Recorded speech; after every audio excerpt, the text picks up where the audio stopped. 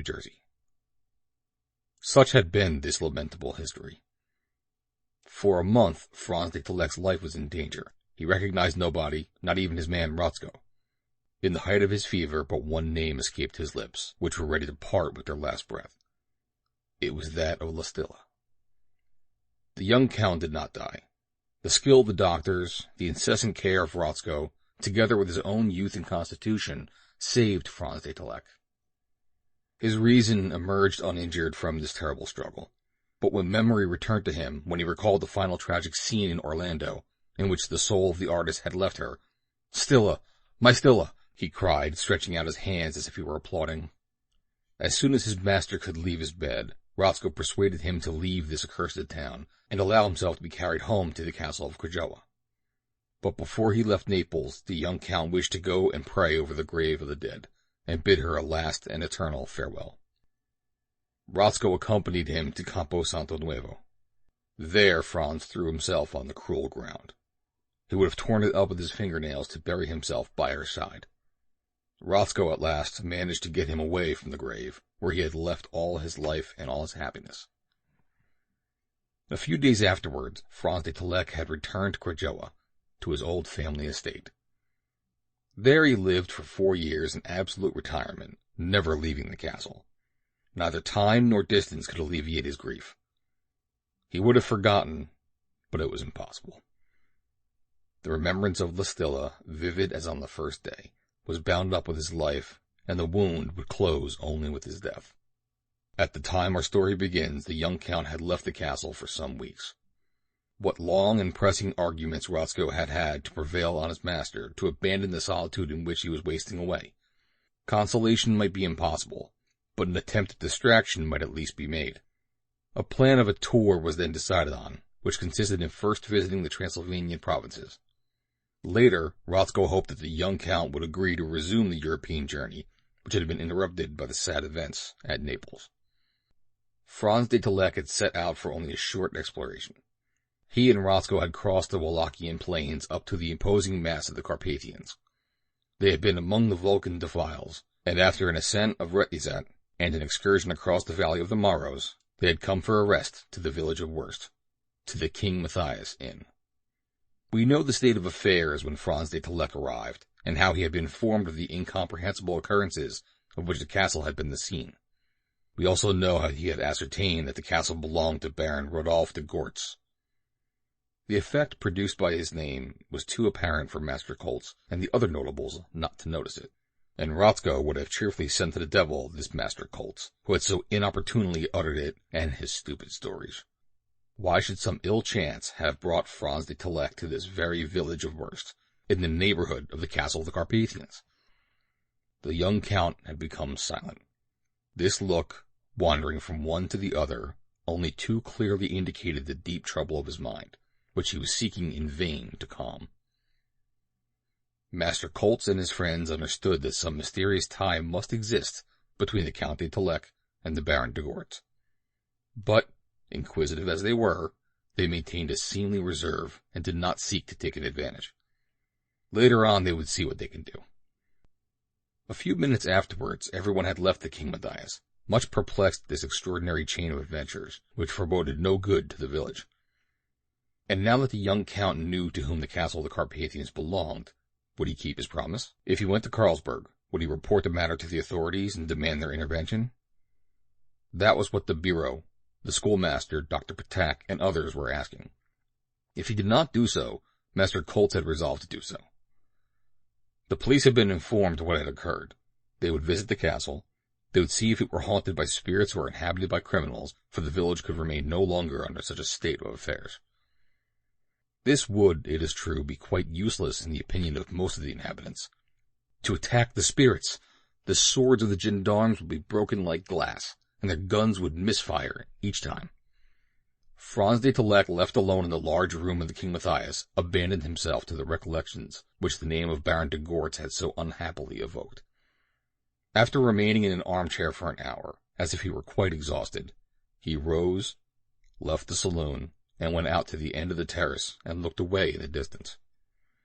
On the Plaza ridge, bounded by the Orgal plateau, rose the castle of the Carpathians. There had lived that strange personage, the frequenter of San Carlo, the man who had inspired such insurmountable terror in the unfortunate Lastilla. But at present the castle was deserted, and Baron de Gortz had not returned to it since he had fled from Naples. None knew what had become of him, and it was possible he had put an end to his existence after the death of the great artist. Franz wandered in this way across the field of supposition, knowing not where to stop. On the other hand, the adventure of the forester Nick Deck to a certain extent troubled him, and he would have liked to have unraveled the mystery, for only to reassure the people of Worst. Added to this, the young count had no doubt that it was a band of thieves who had taken refuge in the castle, and he had resolved to keep his promise, and put a stop to the maneuvers of those sham ghosts by giving information to the police at Carlsberg. But before taking steps in the matter, Franz resolved to have the most circumstantial details of the affair. For this object, the best thing to do was to apply to the young forester in person, and about 3 o'clock in the afternoon, before returning to the inn, he presented himself at the bureau's house. Master Coltz showed that he was honored to receive a gentleman like the Count de Telek, this descendant of a noble Romanian race, to whom the village of Worst would be indebted for the recovery of its peace and prosperity. For then travelers would return to visit the country, and pay the customary tolls, without having to fear the malevolent spirits of the castle of the Carpathians, etc., etc. Franz de Telek thanked Master Coltz for his compliments, and asked to be allowed to see Nick Deck, if there were no objection. "None at all, Count," replied the bureau. "The gallant Nick is going on as well as possible, and will soon return to his work." And turning to his daughter, who had just entered the room, he said, "Is that not true, Mariota?"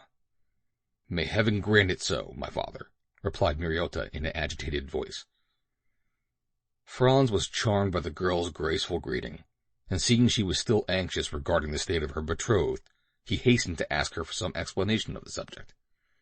"From what I have heard," he said, "Nick Deck has not been seriously hurt." "No, Count," said Mariota, "and heaven be praised for it." "You have a physician at Worst?" Said Master Coltz in a tone that was not very flattering to the old quarantine man. "We have Dr. Patak," replied Mariota. "He who accompanied Nick Deck to the castle of the Carpathians?" "Yes." "I should like to see your betrothed for his own sake, and obtain the most precise details of his adventure. He will be glad to give you them, even though it may fatigue him a little." "Oh, I will not abuse the opportunity, and I will do nothing to injure Nick Deck." "I know that. When is your marriage to take place?" "In a fortnight," said the bureau. "Then I shall have the pleasure of being present, if Master Coltz will give me an invitation." "Such an honor, Count." "In a fortnight, then. It is understood, and I'm sure that Nick Deck will be well again as soon as he can take a walk with his good-looking betrothed." "God protect him," replied the girl as she blushed, and her charming face betrayed such apparent anxiety that Franz asked her the reason. "Yes, may God protect him," replied Mariota, "for in endeavoring to enter the castle in spite of the prohibition, Nick has defied the spirits, and who knows if they may not set themselves to injure him all his life." "Oh, for that," replied Franz, "we will have it all put straight, I promise you." "Nothing will happen to my poor Nick?" "Nothing. And thanks to the police, you will be able to visit the castle in a few days, and be quite as safe as in the streets of Worst." The young count, thinking it inopportune to discuss the question of the supernatural, asked Mariota to show him the way to the forester's room. This the girl hastened to do, and then she left him alone with her betrothed. Nick Deck had been informed of the arrival of the two travelers at the King Matthias Inn. Seated in an old armchair as large as a sentry box, he rose to receive this visitor. As he now suffered but little from the paralysis with which he had been momentarily struck, he was sufficiently well to reply to the Count's questions.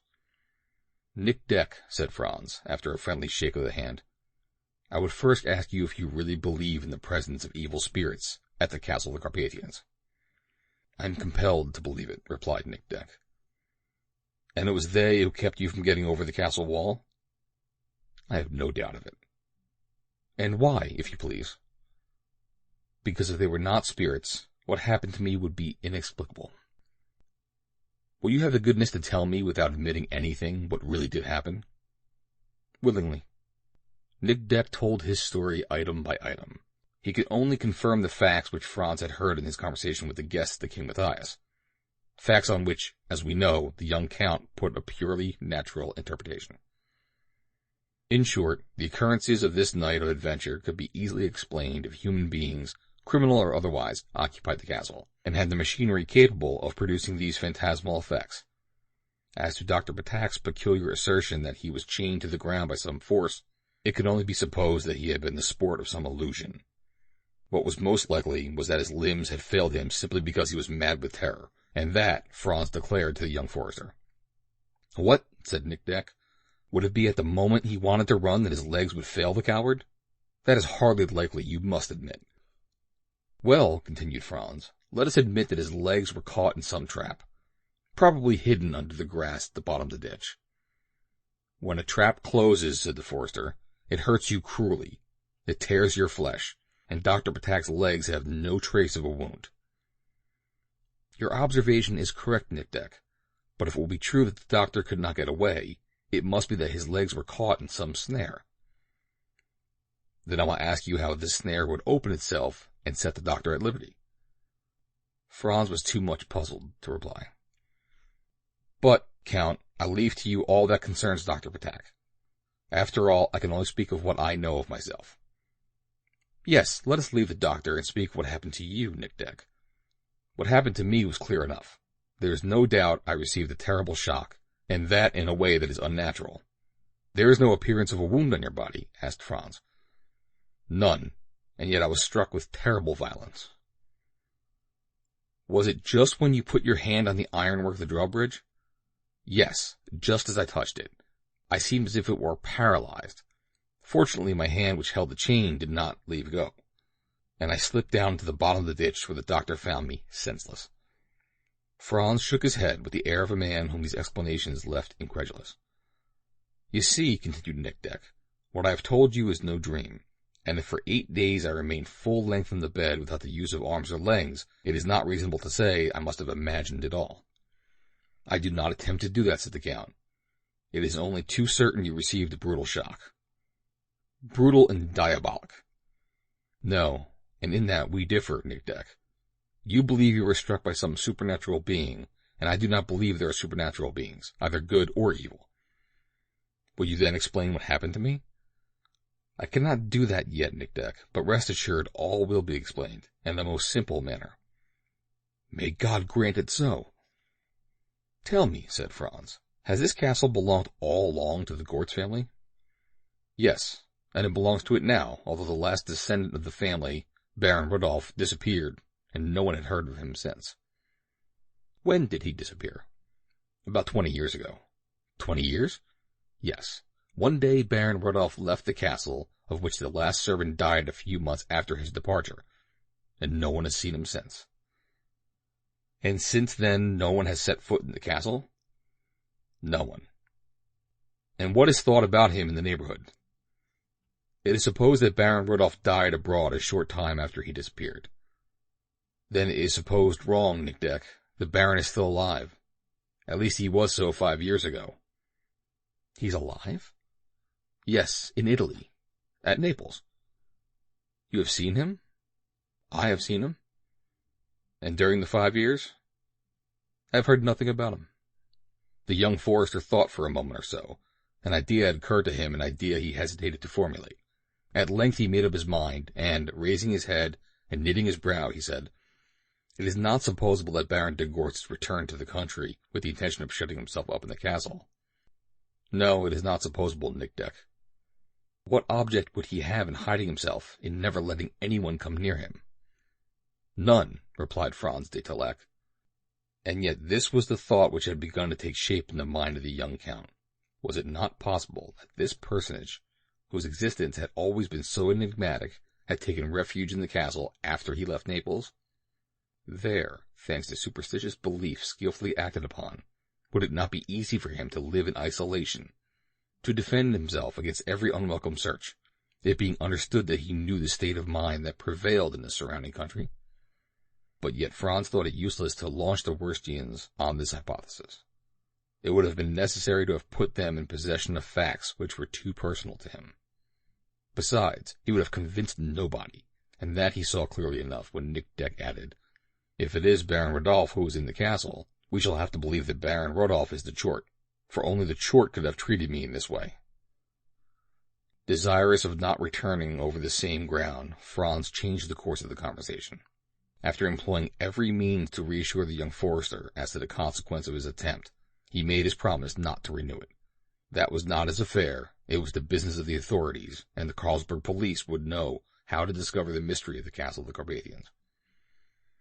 The young count then took leave of Nick Deck, recommending him to get well as quickly as possible, so as not to delay his marriage with the fair Mariota, at which he promised to be present.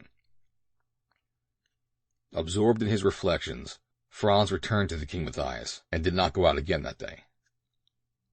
At 6 o'clock, Jonas served his dinner in the large room, when by a praiseworthy feeling of reserve, neither Master Koltz nor any of the villagers came to trouble his solitude. About 8 o'clock, Rotzko said to the young count, "You have no further need of me, master?" "No, Rotzko." "Then I will go and smoke my pipe on the terrace." "Go, Rotzko, go." Lounging in an armchair, Franz again began to think of all that had passed. He was at Naples during the last performance at the San Carlo Theatre. He saw the Baron de Gortz at the moment when, for the first time, this man appeared to him, his head out of the box, his look ardently fixed on the artiste, as if he would fascinate her. Then his thoughts recurred to the letter signed by the strange personage, which accused him, Franz de Tolek, of having killed Listilla. Lost in his recollections, Franz felt sleep come over him little by little, but he was still in that transition state when one can perceive the least noise, when a surprising phenomenon took place. It seemed that a voice, sweet and modulated, made itself heard in the room, where Franz was alone, quite alone. Without knowing whether he dreamt or not, Franz rose and listened. Yes, it seemed as though a mouth came close to his ear, and invisible lips gave forth the expressive melody of Stefano, inspired by these words: "Nel giardino de mille fiori andiamo, mio cuore." This romance Franz knew. This romance of ineffable sweetness Listilla had sung in the concert she had given at the San Carlo Theatre before her farewell performance. Unconsciously, Franz abandoned himself to the charm of hearing it once again. Then the phrase ended, and the voice, gradually growing fainter, died away with the last vibrations of the air. But Franz roused himself from his torpor. He straightened himself up abruptly. He held his breath to seize some distant echo of his voice, which went to his heart. All was silent within and without. "Her voice," he murmured. "Yes, it was really her voice. The voice I loved so much." Then, returning to himself, he said, "I was asleep, and I dreamed." End of chapter 10.